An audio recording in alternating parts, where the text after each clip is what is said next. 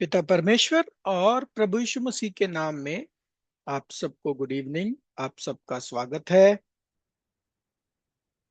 आज हम आपके लिए लेके आए हैं विषय नंबर 3, जिसका नाम है क्रूस का रहस्य पार्ट 2। क्रूस के रहस्य पार्ट 1 में हमने क्या देखा? प्रभु यीशु मसीह की क्रूस। और हमने देखा कि एक्चुअल में प्रभु यीशु मसीह ने किसके लिए अपना बलिदान दिया, जिससे वे संसार के मुक्तिदाता बन गए। और वो ऐसी कौन सी बात थी जिसके करने से वो सारे मनुष्यों का ध्यान अपनी तरफ खींचने में सफल रहे। पिछले अध्याय में हमने देखा मरकुस 10:45 वचन में कि प्रभु यीशु मसीह ने एक रैंसम पे किया है, छुड़ौती की कीमत अदा की है बहुतों के लिए। और हमने ये बहुतों का मतलब देखा, सारे। और इस बात को हमने पवित्र शास्त्र से वेरीफाई किया अपोस्टल पॉल के लिखी हुई पत्री से कि प्रभु यीशु मसीह ने छुटकारे की कीमत सारे मनुष्यों के लिए दी। ये बात को हमने वेरीफाई किया।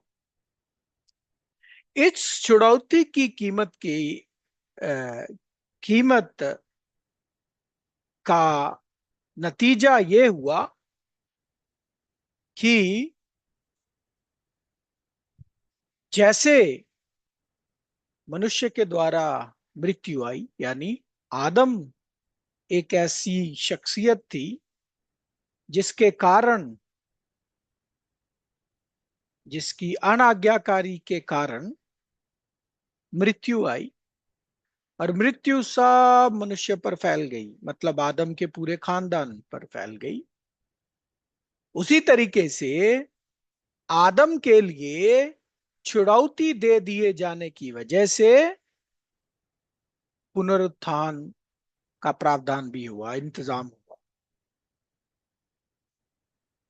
और नतीजा यह हुआ इस ट्रांजैक्शन का कि जैसे हम सब, हिंदू, मुस्लिम, सिख, ईसाई, सब के सब आदम की संतान होते हुए आदम में मर रहे हैं, वैसे ही हम सब के सब, इररिस्पेक्टिव ऑफ कोई विश्वास करता है या नहीं करता, सब के सब जिलाए जाएंगे, सब के सबको जीवित किया जाएगा।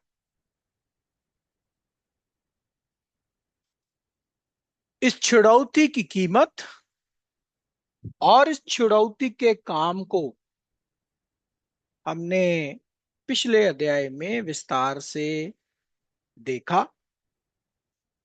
और हमने देखा कि सबका तो जी उठना होगा।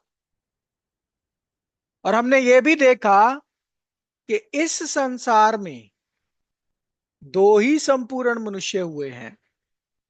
संपूर्ण मनुष्य का मतलब ये, जो पाप रहित था, जिस पर मृत्यु का दंड नहीं था।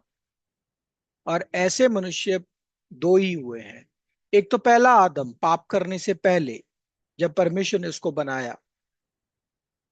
और दूसरा अंतिम आदम, अर्थात प्रभु यीशु मसीह। और हमने देखा प्रभु यीशु मसीह मनुष्य की संतान, यानी कि एक शारीरिक बाप के माध्यम से नहीं पैदा हुए। और फिर हमने देखा अदन की वाटिका में जो आज्ञा और जो सेंटेंस परमेश्वर ने आदम के लिए सुनाया था, आदम को बताया था, वो कैसे पूरा हुआ? परमेश्वर ने बोला, जिस दिन तू फल खाएगा उस दिन मर जाएगा। यस, वो उसी दिन मरा, लेकिन वैसी इंटरप्रिटेशन के हिसाब से नहीं जैसे हम लोग आ, सुनते हैं कि वो आत्मा में मर गया, वो ऐसे मर गया, वो वैसे मर गया। नहीं, वहां पे लिटरल डेथ की बात हो रही है। और लिटरल डेथ आदम की उसी दिन हुई, लेकिन वो दिन आपके और मेरे मुताबिक 24 घंटे का, और प्रभु यीशु मसीह के मुताबिक एक दिन का मतलब 1000 साल होता है। तो 930 साल की आयु में, यानी उसी दिन के अंदर उसकी लिटरल डेथ हुई। तो ये हमने देखा। और ये जो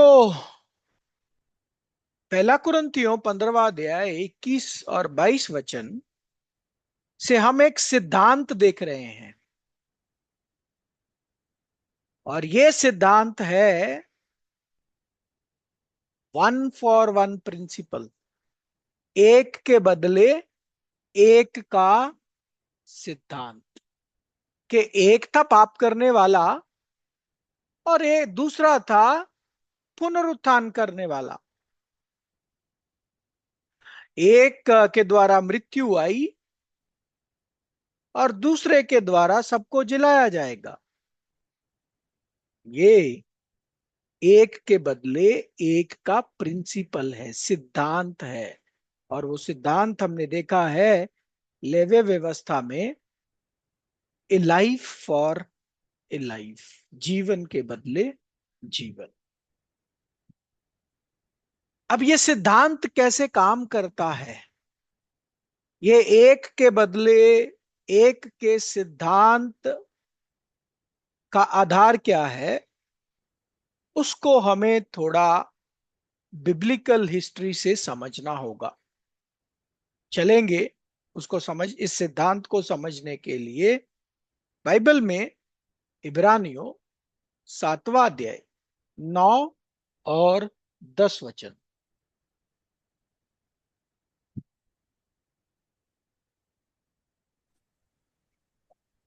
तो हम ये भी कह सकते हैं कि लेवी ने भी जो 10वां अंश लेता है, अब्राहम के द्वारा 10वां अंश दिया, क्योंकि जिस समय मल्कीजेदेक ने उसके पिता से भेंट की, उस समय ये अपने पिता की देह में था।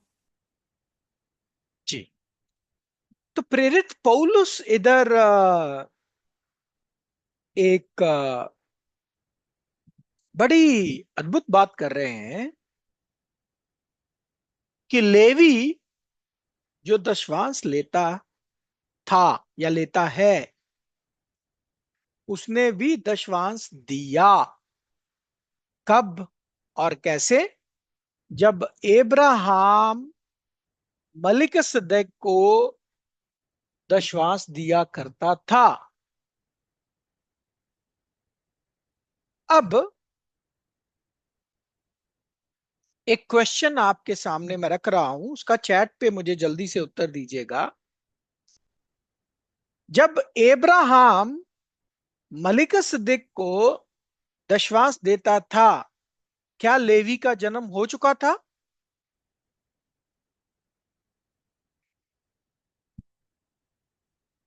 क्वेश्चन रिपीट कर रहा हूं। जब एब्राहम मलिकिसदेक को दशवांश देता था, क्या लेवी पैदा हो चुका था?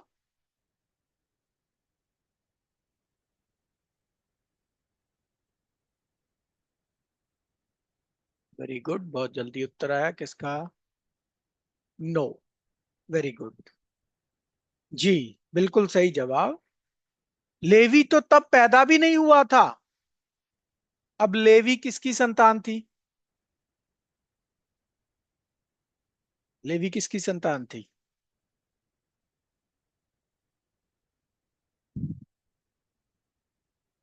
वेरी गुड, याकूब का। याकूब का बेटा लेवी था, और जब इज़राइल के 12 गोत्रों का बंटवारा हुआ तो 11 हिस्सों में हुआ। ये जो 12वां था, इसको बंटवारा नहीं मिला। बाकी जो 10 थे, सॉरी, बाकी जो 11 थे, वो लेवी को 10 10 10 अंश देते थे। और लेवी लोगों की ड्यूटी टैबरनाकल, परमेश्वर के याजकों के रूप में होती थी। अब यहां पे प्रेरित पौलुस उसकी बात कर रहे हैं जो जब वो पैदा भी नहीं हुआ था, लेवी अर्थात अर्थात लेवी जो पैदा भी नहीं हुआ था, बोलते उसने भी दशवांश दिया। कब? जब इब्राहिम ने दशवांश दिया तो लेवी ने भी दिया। इसका अर्थ क्या हुआ?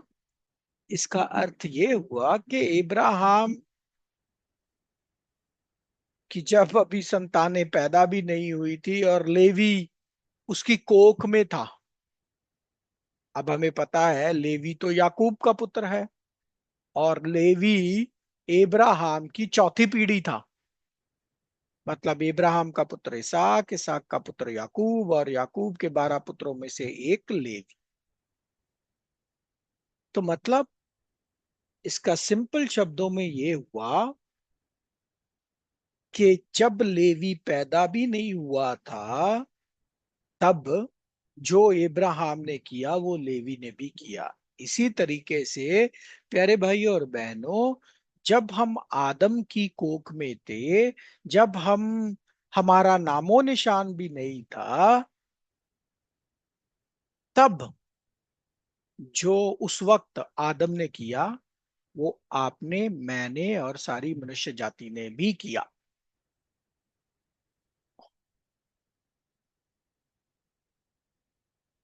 जी। तो इसका, यस संदीप तेगवाल जी, करेक्ट, वेरी गुड, कि वो इब्राहिम के अंदर था। इसी तरीके से सारी मनुष्य जाति आदम के अंदर थी जब आदम ने पाप किया। तो इसका इसका मतलब क्या हुआ? इसका मतलब ये हुआ कि जो आदम ने अदन की वाटिका में किया वही हम सब ने भी कर दिया। यानी आदम ने अगर परमेश्वर की आज्ञा का उल्लंघन किया तो हमने भी वो कर दिया। समझ में आ गया आपको ये प्रिंसिपल, ये कॉन्सेप्ट? इसी कॉन्सेप्ट, इसी प्रिंसिपल के तहत एक मनुष्य के पाप करने की वजह से सारे मनुष्य ने पाप किया, और एक पर मृत्यु आने की वजह से सब पर मृत्यु आ गई, क्योंकि पाप की मजदूरी मौत है। ये है कॉन्सेप्ट, ये है लॉजिक, ये है सिद्धांत। ठीक है जी। आई होप ये आप लोगों को समझ में आ गया होगा।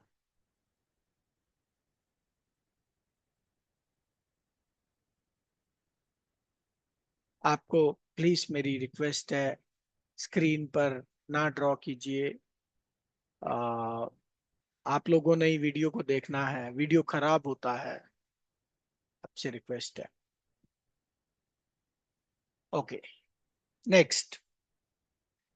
आगे हम एक स्क्रिप्चर पढ़ते हैं। वो स्क्रिप्चर जिसमें परमेश्वर की मनुष्य जाति को लेकर योजना है। अब पहले उसको पढ़ेंगे, फिर हम देखेंगे कि आप पहले, मैं आपसे पूछूंगा आपको इसका मतलब समझ में आया, फिर इसको सत्य की चाबियां लगा के एक एक शब्द को एक्सप्लेन करके आपको इसका इंटरप्रिटेशन हम बताएंगे। तो चलिए रोमियो 8वां अध्याय 20 और 21 वचन में चलते हैं।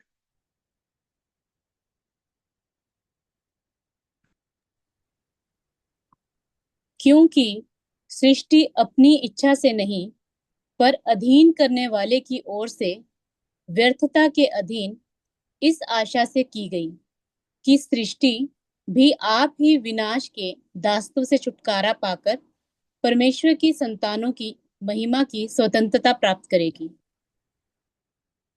जी, ये सृष्टि के विषय में आ, वचन है। और आ, इसमें हम क्या देखते हैं कि सृष्टि को जानबूझकर विनाश के हवाले किया गया, एक आशा के तहत कि सृष्टि खुद उस विनाश के दास्तव से छुटकारा पाए और परमेश्वर के संतानों की महिमा की स्वतंत्रता प्राप्त करे। आपने ये वचन आई होप पढ़ा होगा, और अगर पढ़ा है तो क्या आप इसका अर्थ समझते हो, जानते हो? ये कौन है सृष्टि को विनाश के हवाले करने वाला, और ऐसा क्यों किया गया?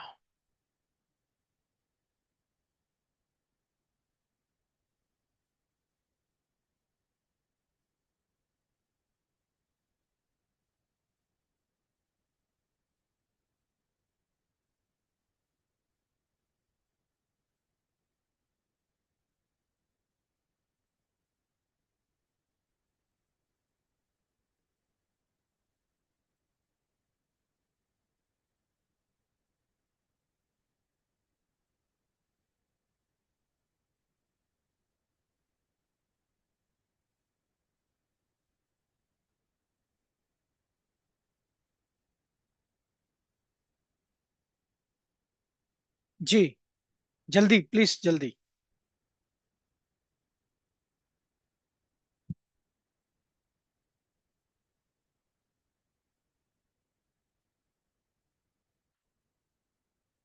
ओके, इतना बता दीजिए, आप इसका मतलब समझते हैं या नहीं समझते हैं?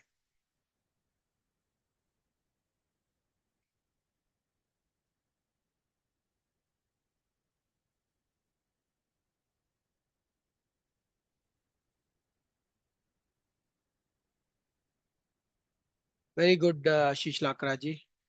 भाई संदीप तेगवाल जी, होल्ड कीजिए जरा, बताता हूँ। मैं बस एक वचन आपको उसका शब्द दिखाना है।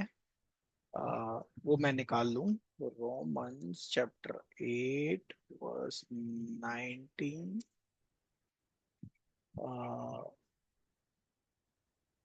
KJV, और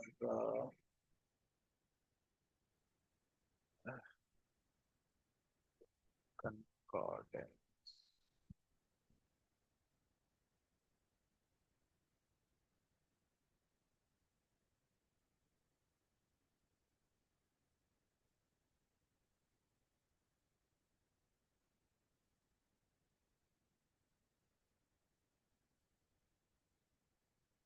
Okay, okay, so let me explain this to you first. अगर आप ऐसे पढ़ोगे तो यस, हम तुक्के बहुत मारेंगे, लेकिन इसका कन्विक्शन के साथ क्लियरली उत्तर नहीं दे पाएंगे।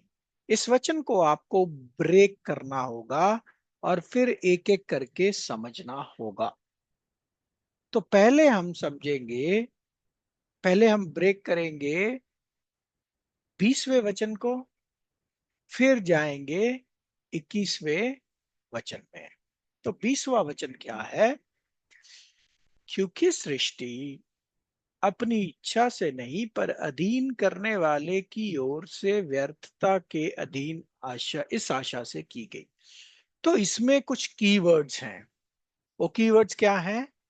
इंग्लिश में क्रीचर यानी सृष्टि, वैनिटी अपनी इच्छा से नहीं, अधीन करने वाले की इच्छा से, आशा से। तो ये 5-6 शब्द अगर आपको समझ में आ जाते हैं तो 20वें वचन का मतलब आपको समझ में आ जाएगा।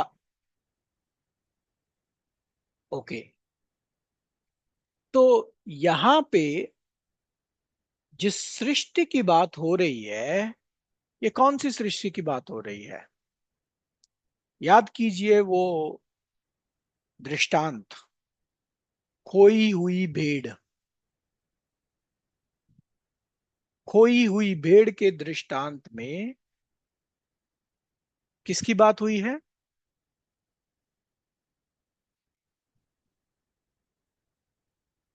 किसकी बात हुई है?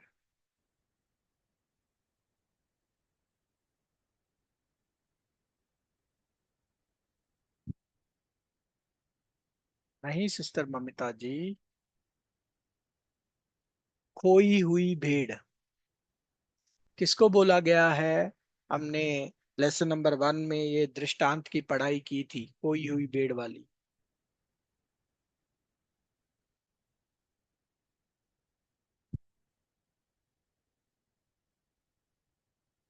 पूरी मनुष्य जाति। वो खोई हुई भेड़ कौन है? एक ही सृष्टि, एक ही भेड़ खोई है। कौन सी? मनुष्य जाति।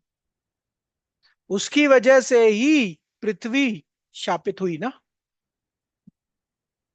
और आपको यह भी समझ में होना चाहिए कि उद्धारता और या पुनरुत्थान सिर्फ मनुष्य जाति का है। जो चिकन इतने रोज मर रहे हैं जिनको हम खा रहे हैं, या बाकी जो सृष्टियां मर रही हैं, इनका पुनरुत्थान नहीं है, सिर्फ मनुष्य जाति का पुनरुत्थान है। खैर, तो यहां पे सृष्टि का मतलब है मनुष्य जाति। ठीक है। मनुष्य जाति को विनाश के अधीन किया गया। विनाश क्या पता है? मृत्यु। पाप, और पाप की वजह से मृत्यु।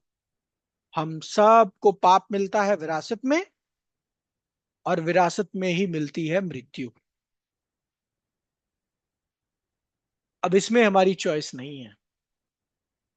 आप और मैं चाह के भी इससे बच नहीं सकते, मृत्यु से बच नहीं सकते। ना ही हमसे कोई सलाह पूछी जाती है। ये अधीन करने वाला कौन है? अपनी इच्छा से नहीं का मतलब हमारी मनुष्य जाति की चॉइस से नहीं हुआ है ये, उनसे पूछ के नहीं हुआ है। अधीन करने वाले ने कर दिया। कौन है अधीन करने वाला?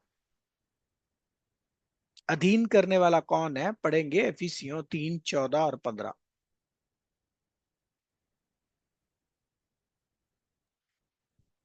मैं इसी कारण उस पिता के सामने घुटने टेकता हूँ जिससे स्वर्ग और पृथ्वी पर हर एक घराने का नाम रखा जाता है। तो स्वर्ग और पृथ्वी पर हर एक घराने का नाम उसी के उस पे रखा जाता है। ठीक है। और वो कौन है? हमारे स्वर्गीय पिता परमेश्वर। पूरी सृष्टि के पिता परमेश्वर कौन है? हमारे स्वर्गीय पिता परमेश्वर। उनके पास ये अधिकार है फैसला लेने का कि हमारे लिए क्या उचित है। और परमेश्वर ने ये फैसला मनुष्य जाति के बिहाफ पे लिया। क्या? इनको, मनुष्य जाति को पाप और मृत्यु के हाथ में सौंपने के लिए। क्या परमेश्वर के पास ये अधिकार है? बिल्कुल अधिकार है। कैसे? जैसे आप, जब आपका बच्चा अभी पैदा भी नहीं हुआ होता, उसके लिए सारी योजनाएं आप पहले से बना लेते हैं। और पैदा होने के बाद भी वो कौन से स्कूल में जाएगा, और कौन सी एजुकेशन लेगा, 10th के बाद वो क्या पढ़ेगा, इंजीनियर बनेगा, डॉक्टर बनेगा, या कुछ और बनेगा, ये कौन तय करता है? उनको ये रोड मैप, ये पाथ, ये डायरेक्शन कौन देता है? हम ही देते हैं ना, माँ बाप। तो इसी तरीके से हमारे पिता परमेश्वर के पास भी ये अधिकार है कि वो हमारे लिए जो उचित है वो करें। और ऐसा ही पिता ने किया कि मनुष्य जाति को उन्होंने पाप और मृत्यु के अधीन सौंप दिया। सृष्टि से पूछ के नहीं, सृष्टि की चॉइस नहीं मांगी कि भाई तुम्हें अधीन होना है या नहीं होना है। नहीं, उन्होंने अधीन कर दिया। एक किस चीज में? एक आशा में। क्या? एक आशा में। क्या थी वो आशा? वो आशा अगले वचन में बताई गई है कि सृष्टि खुद ही उस विनाश से छूटकर, विनाश के दास्तव से छूटकर, छुटकारा पाकर परमेश्वर की संतान की महिमा की स्वतंत्रता प्राप्त करे। संतान नहीं, संतानों, परमेश्वर की संतानों। अब ये कौन है परमेश्वर की संतानों जिसकी महिमा ये मनुष्य जाति करेगी? Yes, it's future lesson for us too, मतलब हमारे लिए फ्यूचर का पार्ट है। परंतु फिर भी आज मैं थोड़ा सा कॉन्टेक्स्ट आपको बताऊंगा ये किसकी बात हो रही है। लेकिन उससे पहले मुझे आप जस्ट वेरीफाई कर दीजिए आपको 20वें वचन का मतलब समझ में आ गया या नहीं, या कोई क्वेश्चन है उस पे, मतलब आपको क्लियर है उस पे? अगर क्वेश्चन हुआ तो मैं एंड में लूंगा, लेकिन अभी के लिए आपको समझ में आया या नहीं, जस्ट वेरीफाई कर दीजिए प्लीज, ताकि मैं आगे बढ़ू बढ़ू।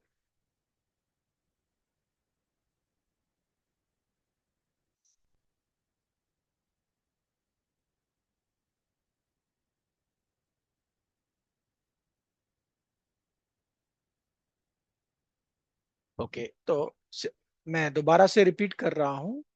ये सृष्टि जिसकी बात हो रही है मनुष्य जाति की है। मनुष्य जाति को पिता परमेश्वर ने पाप और मृत्यु के हवाले किया एक आशा से, और मनुष्य जाति से इसका अनुमति या मनुष्य जाति से इसकी सलाह नहीं की कि तुम जाना चाहते हो या नहीं जाना चाहते। उन्होंने एक आशा के तहत ऐसा किया कि मनुष्य जाति के सृष्टि, अगला वचन अभी, कि सृष्टि खुद ही, यानी मनुष्य जाति खुद ही इस विनाश से छूटे। क्या?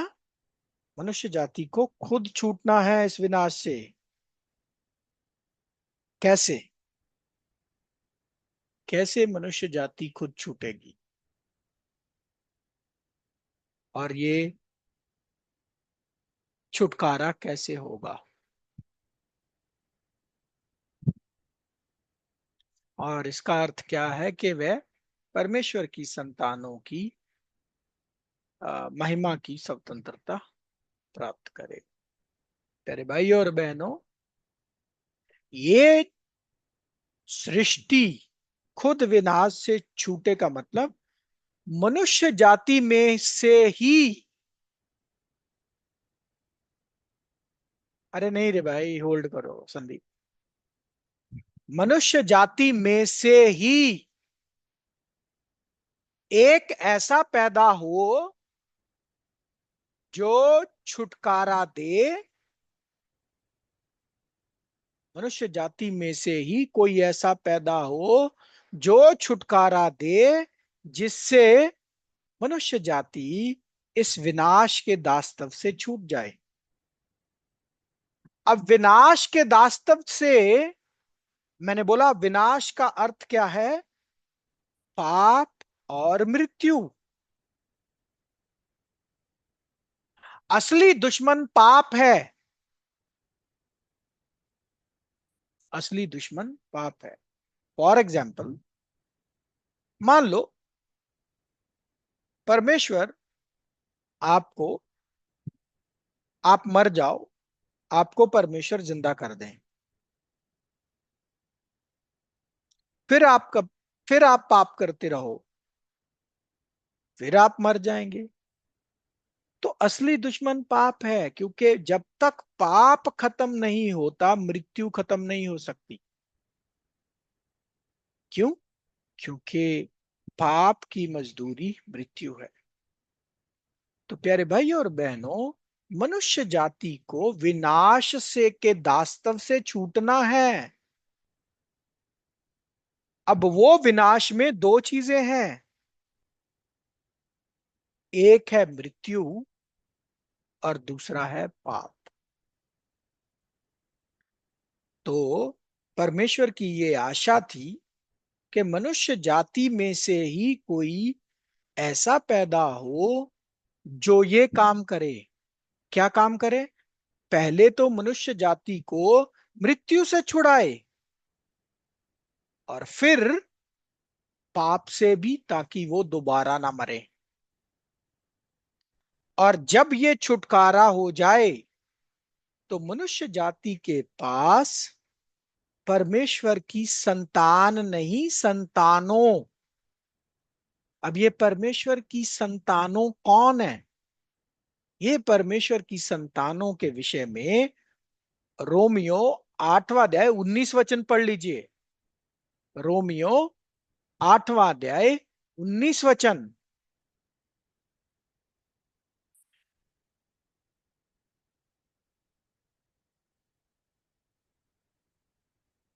पढ़ दीजिए प्लीज। कोई सिस्टर पढ़ दीजिए।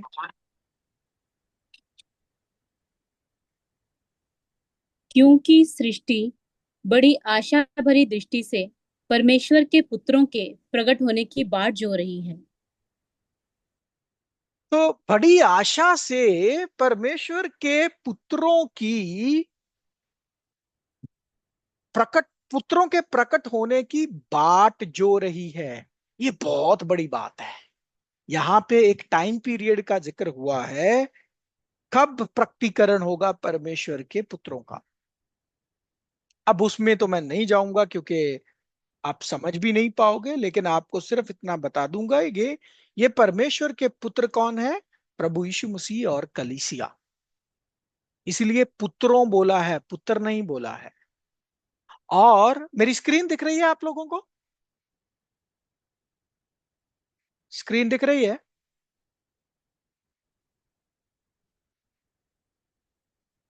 सिस्टर रोमा, मेरी स्क्रीन दिख रही है? हाँ जी ब्रदर। इसमें अगर आप रोमियो 8वां अध्याय और 19 वचन देखो, जिसमें आप देख रहे हो, for the earnest expectation of the creature waiteth for the manifestation of the sons of God. अगर आप इनके इक्वलेंट वचन देखो ग्रीक भाषा के, तो ग्रीक भाषा का इक्वलेंट वचन आपको दिखाई देंगे। और यहां पे आपको एक स्पेशल वर्ड दिखाई देगा, अपोकलप्सिस, अपोकलप्सिन। ये अपोकलप्सिस शब्द ग्रीक भाषा का शब्द है, जो बाइबल में कोई 11 को बार आता है, और इसका बहुत ही गहरा मतलब है। लेकिन अपोकलप्सिस शब्द का अर्थ होता है प्रकटीकरण। क्या होता है? प्रकटीकरण। और ये वचन जो है, ये परमेश्वर के पुत्रों के प्रकटीकरण की बात हो रही है। तो ये अपोकलप्सिस प्रभु यीशु मसीह के दूसरे आगमन का एक स्पेशल फेस है, जिसमें ये होगा। क्या होगा? ये जो वचन, अगर आप अब कॉन्टेक्स्ट में जाएं, 20 और 21 वचन, ये 20 और 21 वचन 19 में वचन के साथ है। और कॉन्टेक्स्ट में देखें तो समझ में आता है कि ये अपोकलप्सिस में होगा। अपोकलप्सिस में क्या होगा? सृष्टि के विनाश से, विनाश के दास्तव से छूटने का काम। जब विनाश के दास्तव से सृष्टि छूट जाएगी, अर्थात पहले मृत्यु फिर पाप से जब छूट जाएगी, तो वो परमेश्वर की संतानों की, परमेश्वर की संतानें कौन है? प्रभु यीशु मसीह और कलीसिया, उनकी महिमा की स्वतंत्रता उन लोगों को मिल जाएगी। आज तो उनको, मनुष्य जाति को समझ भी नहीं है, लेकिन अपोकलप्सिस में ये होगा। ये अपोकलप्सिस एक्चुअल में 3 बड़े इंपॉर्टेंट शब्द हैं, इनको लेसन नंबर 43 में हम समझेंगे। पेरोशिया, इपिफेनिया और अपोकलप्सिस। और ये इधर अपोकलप्सन की बात हो रही है। Yes sir. रिवीलिंग, रिवीलमेंट, प्रकटीकरण, प्रकट होना। अब वो प्रकट कैसे होना, वो भी हम फ्यूचर क्लासेस में देखेंगे।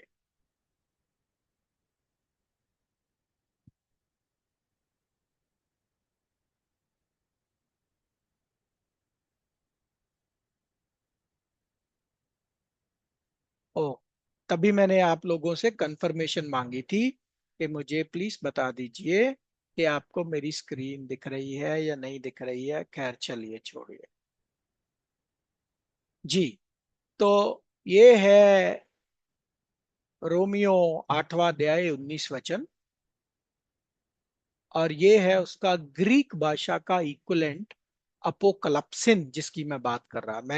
मैं ये समझ के बात कर रहा हूं कि मेरी स्क्रीन आप लोगों को दिख रही है और आप देख पा रहे हैं, बट एनीवेज, तो ये है वो शब्द अपोकलप्सन।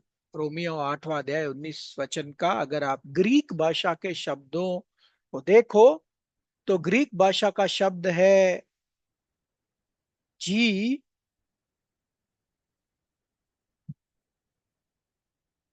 602। G 602। और ये अपोकलप्सन एक्चुअल में नहीं है, अपोकलप्सिस है। Anyways, but what ever it is, इसका मतलब यही होता है, G 602 ग्रीक वर्ड। अगर आप देखो तो ये शब्द आपको मिलेगा जिसका मतलब होता है रेविलेशन, या किसी चीज से पर्दा उठना, या प्रकट होनी चीज। ठीक है। अब ये क्या बात है, पेरोशिया, एपिफेनिया, अपोकलप्सिस, ये आज का विषय नहीं है। आज तो हम वापस हमारे विषय में जाते हैं जी। तो सृष्टि में से कोई आए, यानी मनुष्य ही हो वो, और वो मनुष्य उसे छुड़ाए। वो मनुष्य सृष्टि को उस दास्तव से छुड़ाए, और वो कौन था?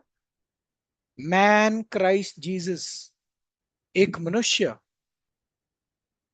पैदा हुआ जिसने छुटकारे की कीमत अदा की, और विनाश से छुटकारे के प्रोसेस के पहले हिस्से को एग्जीक्यूट किया।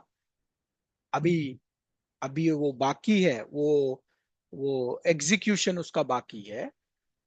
क्या? मृत्यु से छुटकारा पाना, मृत्यु से छूटना मनुष्य जाति का, सृष्टि का अभी बाकी है। और उसके बाद पाप से भी छूटना है, तभी तो मृत्यु का अंत होगा। तो ये कैसे होगा? ये विनाश से छुड़ाने का काम कैसे चलेगा, इस प्रोसेस को एक्सप्लेन किया है प्रेरित पौलुस ने पहला तिमोथियस 2 अध्याय 3 और 4 वचन में। पहला तिमोथियस 2 अध्याय 3 और 4 वचन।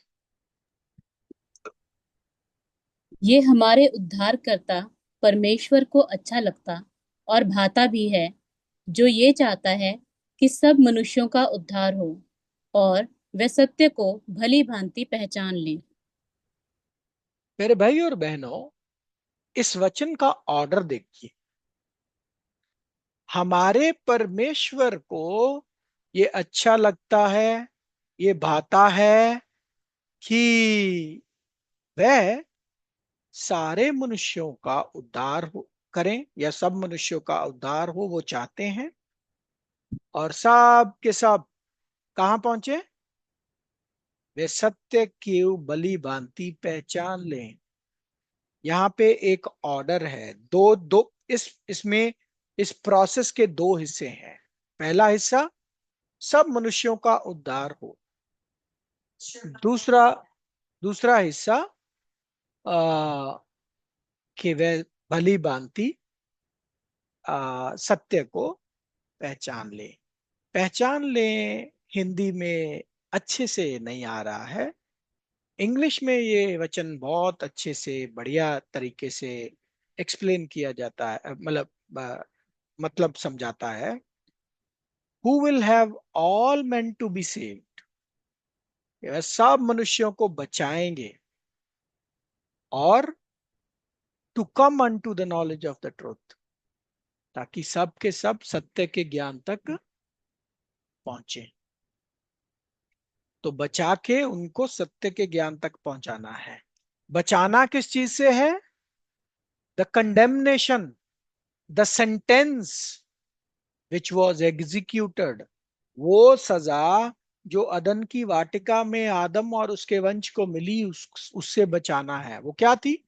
मृत्यु। मृत्यु से बचाना है।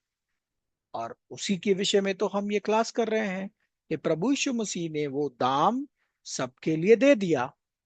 तो आने वाले समय में, ड्यू टाइम में, वो समय जल्दी आ रहा है जब पहला कुरिन्थियों 15वां अध्याय 21 और 22 वचन पूरा होगा।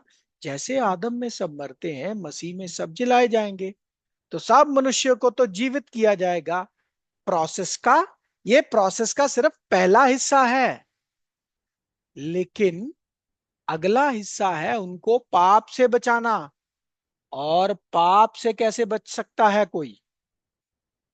पाप से बचने का एक ही तरीका है कि उनको सत्य की समझ आए। क्योंकि सत्य से क्या आती है? पवित्रता। Sanctify them by thy truth, sanctify them by thy truth, thy word is truth। उन्हें अपने सत्य के द्वारा पवित्र कर, तेरा वचन सत्य है। यूहन्ना 17:17 वचन को पढ़ लीजिए।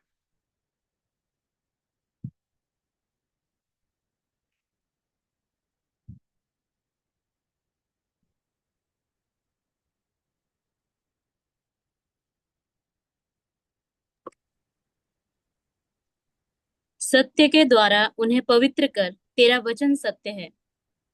तो सत्य के द्वारा पवित्र करने का मतलब क्या है? पाप रहित।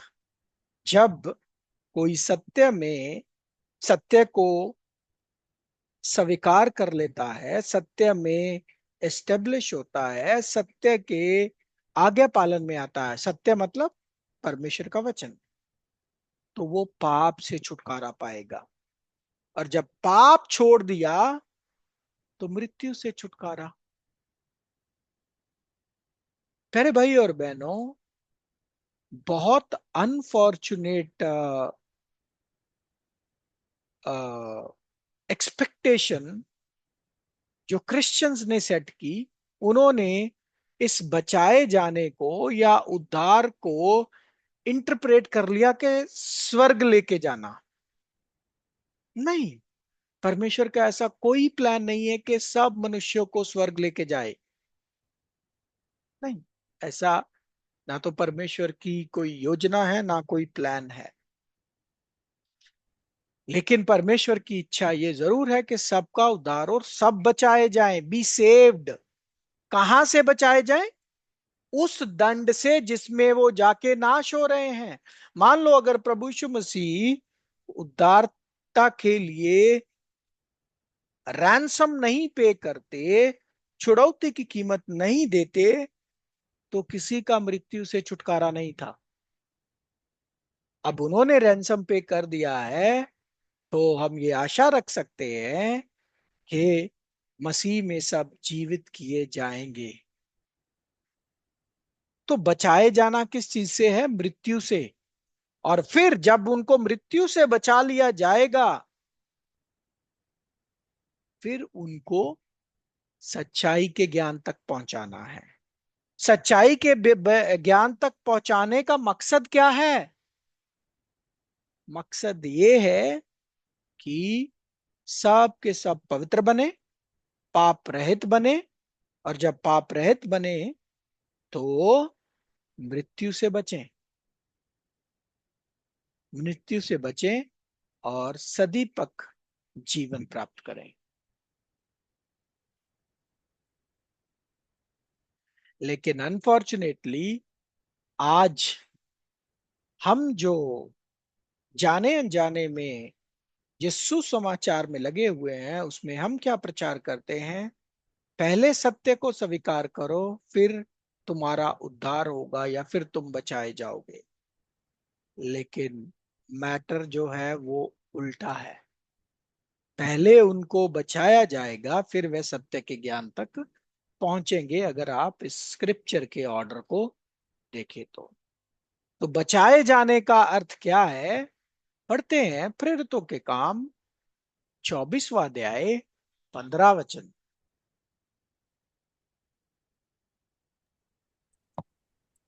और परमेश्वर से आशा रखता हूँ, जो वे आप भी रखते हैं, कि धर्मी और अधर्मी दोनों का जी उठना होगा।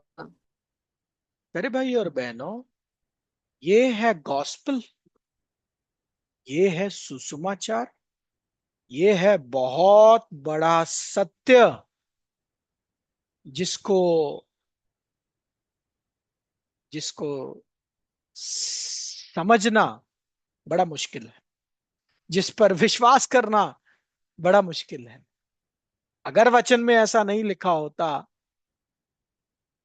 तो असंभव था कि हम भी विश्वास करते। लेकिन वचन बोलता है, मैं ये आशा रखता हूं परमेश्वर से, जो वह आप भी रखते हैं, कि धर्मी और अधर्मी, बोथ जस्ट एंड अनजस्ट, दोनों का जी उठना होगा। मतलब धर्मी प्रभु यीशु मसीह पर विश्वास करने वाले, जब हम प्रभु यीशु मसीह पे विश्वास करते हैं हम धर्मी बनते हैं। और अधर्मी वो जिनके पाप क्षमा नहीं हुए, दोनों का जी उठना होगा। रेजरेक्शन, पुनरुत्थान। ये रेजरेक्शन क्या है? क्या है पुनरुत्थान? आप इससे क्या समझते हैं?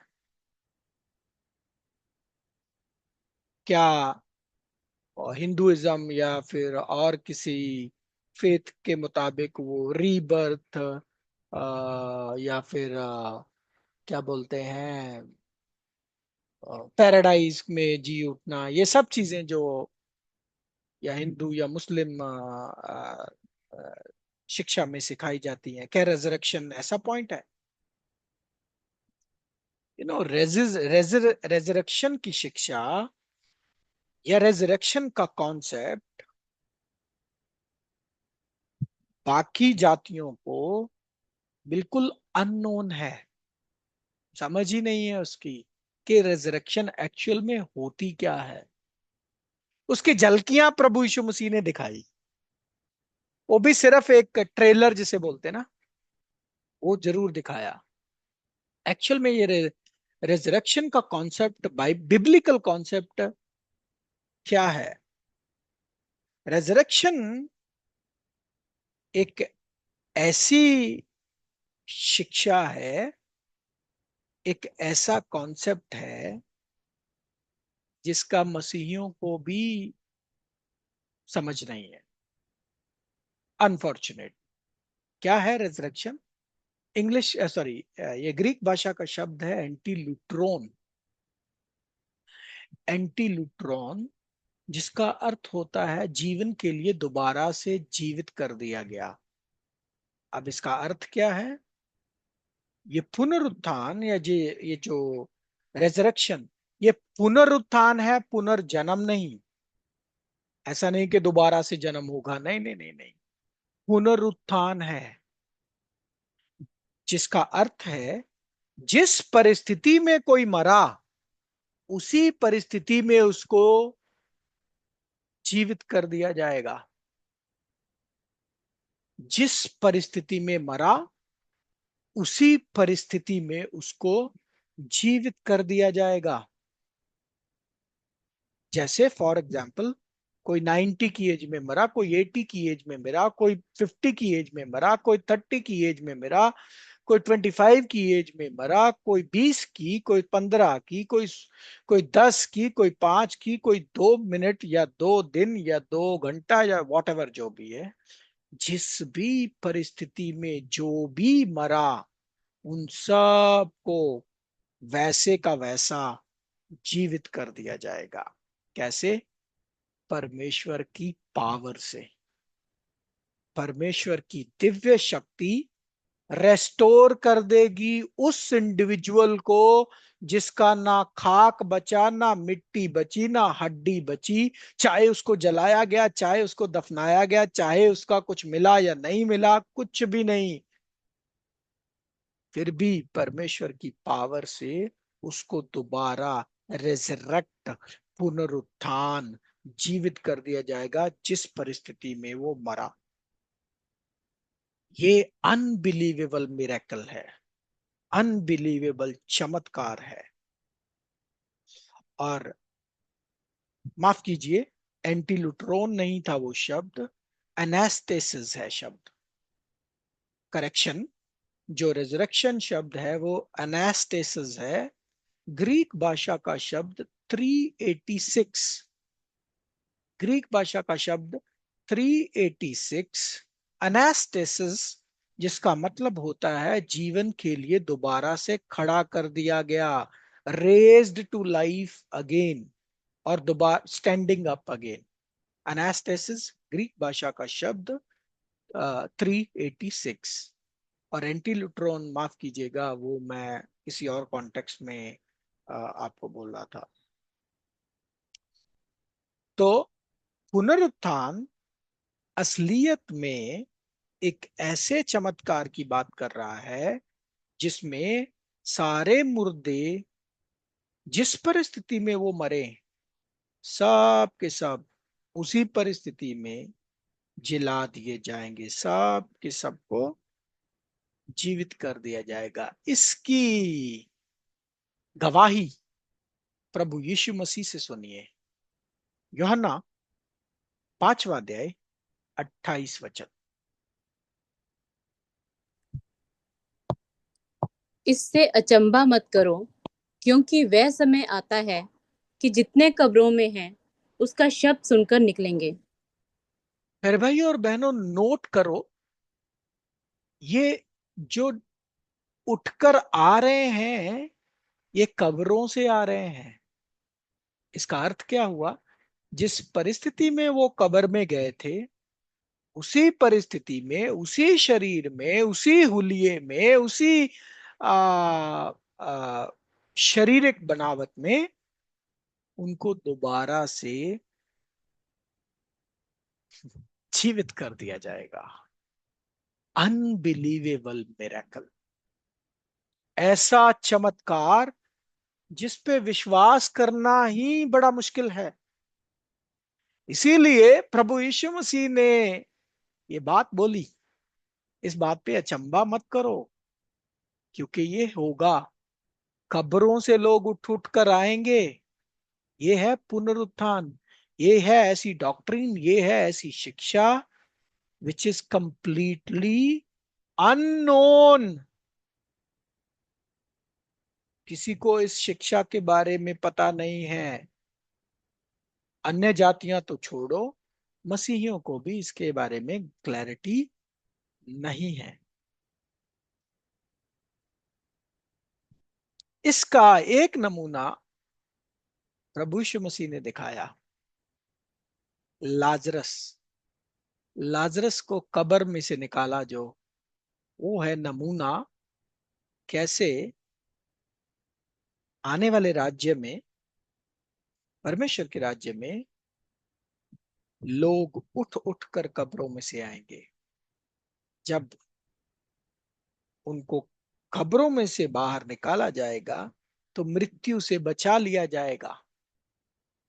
मृत्यु से जब बचा लिया जाएगा तो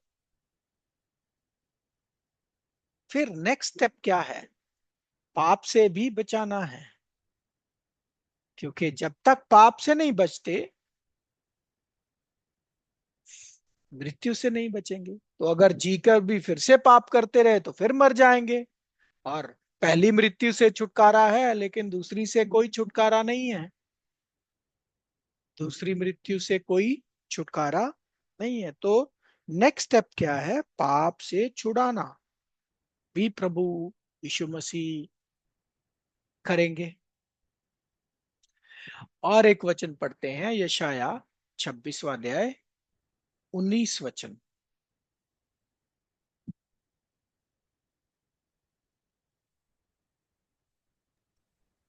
तेरे मरे हुए लोग जीवित होंगे, मुर्दे उठ खड़े होंगे।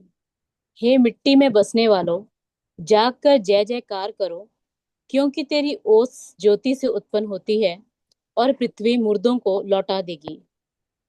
फिर से ध्यान दीजिए प्यारे भाई और बहनों, ये भविष्यवाणी जो लगभग 3000 साल पहले या 2500 साल पहले यशाया भविष्य वक्ता करते हैं कि मरे हुए लोग जीवित होंगे। जीवित होने का मतलब क्या है? मुर्दे उठ खड़ा होंगे। मुर्दे उठ खड़ा होने का मतलब क्या है?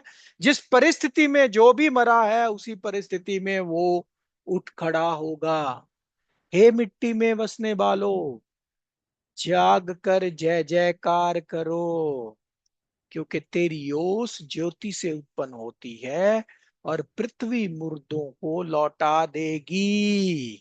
पृथ्वी, अभी गलतफहमी में जो रहते हैं ना, स्वर्गवासी हो गया, वो तो ऊपर चला गया, कहीं ऊपर कोई नहीं जा रहा है।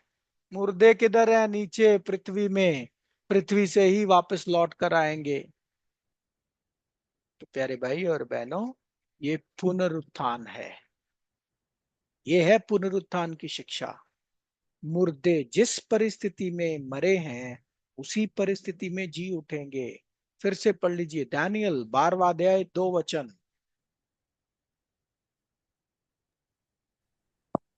और जो भूमि के नीचे सोए रहेंगे, उनमें से बहुत से लोग जाग उठेंगे, कितने तो सदा के जीवन के लिए, और कितने अपनी नाम धराई और सदा तक अत्यंत घिनौने ठहरने के लिए। तो एक पहलू इस वचन का ये कि आ, जितने भूमि के नीचे सोए रहेंगे उनमें से बहुत से लोग, बहुत से, हमने देख लिया है। मैनी का मतलब सबको जिलाया जाएगा, और कितनों को तो जीवन के लिए, सदा के जीवन के लिए, ठीक है, पृथ्वी पर सदा का जीवन, और कितने नाम धराई और सदा तक अत्यंत। ये जो सदा तक अत्यंत, एवरलास्टिंग कंटेम्प्ट जिसे बोला है ना, ये है ओलाम। ओलाम का मतलब होता है, ओलाम शब्द हिब्रू भाषा का शब्द है और जिसका अर्थ होता है एज लास्टिंग, युग के अंत तक अत्यंत गिनौने ठहरने के लिए। अब ये क्या बात है, इसको हम फ्यूचर विषयों में देखेंगे कि कैसे एज लास्टिंग कंटेम्प्ट उन कुछ लोगों पर रहेगी। उसको हम फ्यूचर क्लासेस के लिए इस बात को होल्ड करेंगे। लेकिन अभी वापस आते हैं पहला तिमोथियस 2 अध्याय 4 वचन पे, कि परमेश्वर की ये योजना है, परमेश्वर की ये इच्छा है, परमेश्वर को ये बाता है, परमेश्वर ये चाहते हैं कि सब मनुष्यों का उद्धार हो, अर्थात सब के सब मृत्यु से बचें, और और सब के सब सत्य के ज्ञान तक पहुंचे। मृत्यु से बचने का काम किसने किया? प्रभु यीशु मसीह ने रैंसम पे करके। वो रैंसम किसके लिए था? आदम के लिए था। आदम को के लिए रैंसम देने की वजह से फायदा किसको मिला? पूरे खानदान को फायदा मिला, मिलेगा। ठीक है। और फिर है पाप से छुड़ाने का प्लान। पाप से छुड़ाना का मतलब क्या है? उनको सत्य के ज्ञान तक पहुंचाना। जब वो सब लोग सत्य के ज्ञान तक आएंगे, सारी मनुष्य जाति जब सत्य के ज्ञान पर पहुंचेगी, तो क्या होगा? उनमें पवित्रता आएगी। और परमेश्वर का ज्ञान इस पृथ्वी पर कैसे फैलेगा पता है? परमेश्वर का ज्ञान, पढ़िए हबक्कुक 2:14। क्योंकि पृथ्वी यहोवा की महिमा के ज्ञान से ऐसी भर जाएगी, जैसे समुद्र जल से भर जाता है।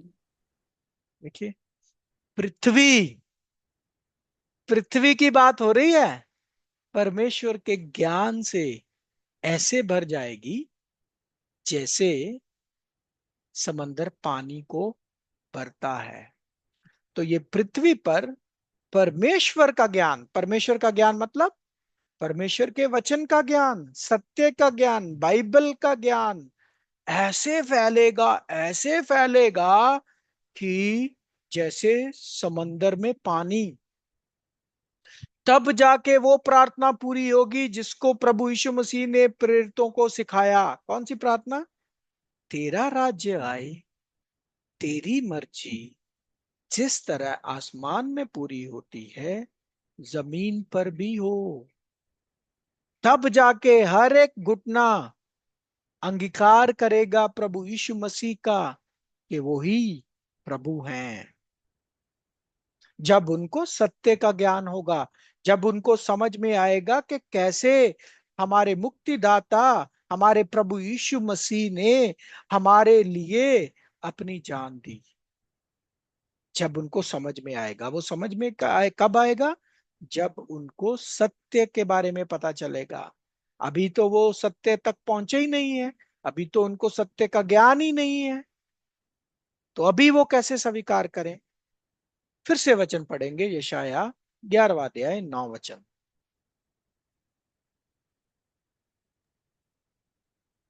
मेरे सारे पवित्र पर्वत पर ना तो कोई दुख देगा और ना हानि करेगा, क्योंकि पृथ्वी यहोवा के ज्ञान से ऐसी भर जाएगी जैसा जल समुद्र में भरा रहता है।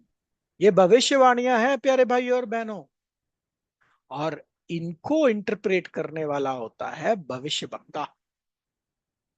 तो ये यशाया भविष्य वक्ता ने कब ये भविष्यवाणी कर दी कि परमेश्वर के ज्ञान से पृथ्वी ऐसी भरेगी जैसे समंदर पानी से। ठीक है, तो प्यारे बहनों और भाइयों, ये बातें पूरी होने के बहुत नजदीक पहुंच चुकी हैं। स्टेज सज चुकी है। जब आपके आजू बाजू में कहीं स्टेज सजी हो ना, तो आपको पता चलता है कि उधर कुछ ना कुछ जल्दी होने वाला है। ऐसे ही आज जो हम अपनी सराउंडिंग्स में होता देख रहे हैं, इस संसार में होता देख रहे हैं, वो इस बात की गवाही है कि जल्दी ये सब कुछ होने वाला है जो हम वचन के माध्यम से पढ़ रहे हैं। कैसे फैलेगा ये ज्ञान?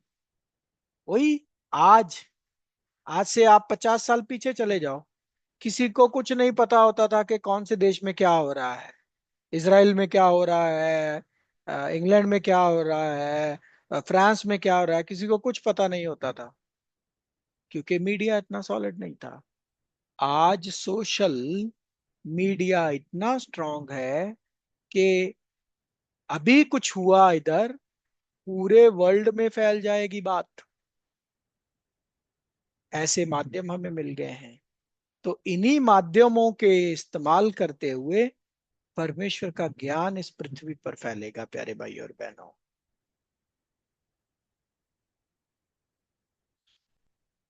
और सब के सब शुद्ध किए जाएंगे। और परिस्थिति क्या होगी?